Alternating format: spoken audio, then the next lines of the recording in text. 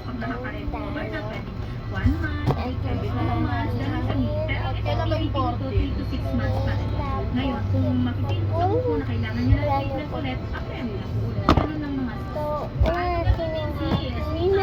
paliguan si buhok, patuyuin kahit 80% na beneficiary. Pwede po Ulit na siya.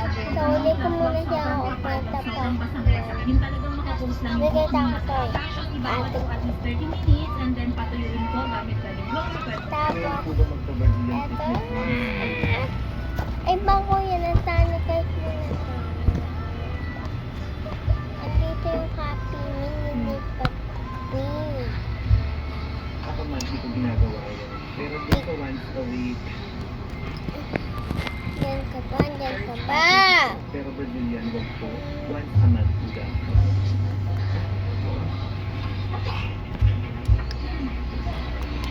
So yun po si Lenny, dahil mahaba yung book So, po. ito yung copy. Susulat po siya. Lalo ko Kasi na. bakit dapat po natin No. 30 minutes.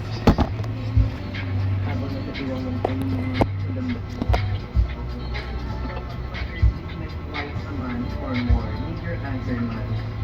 Actually, kung Apple gusto na. na po yung book mo na sa bleach o kaya naman nagpa-plancha, madaya po, and then everyday blow dry, and lalong-lalo na po sa mga madandati natin po abroad na nagliligo po ng mainit na tubig. Siyempre, no choice po dahil malamig po yung panahon noon. Treatment. Kasi nga, everyday plancha, everyday yung pagliligo ng mainit na tubig. So, kasi naman sa budget, kung talagang nakaka-ahon-ahon ka sa iyong pamumuhay, pwede kang twice a month na magpa-treatment.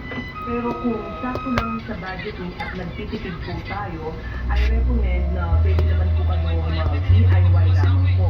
Pwede po tayo mag-DIY sa mga mumulaking halaga ng pang-treatment.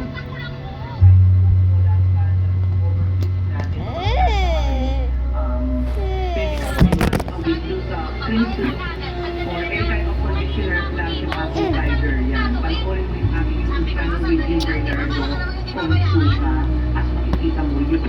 How I turn my hair from this to this. I use this threaded hair mask to be 3 times a week. This hair mask has intensive vitamin B5 and collagen treatment.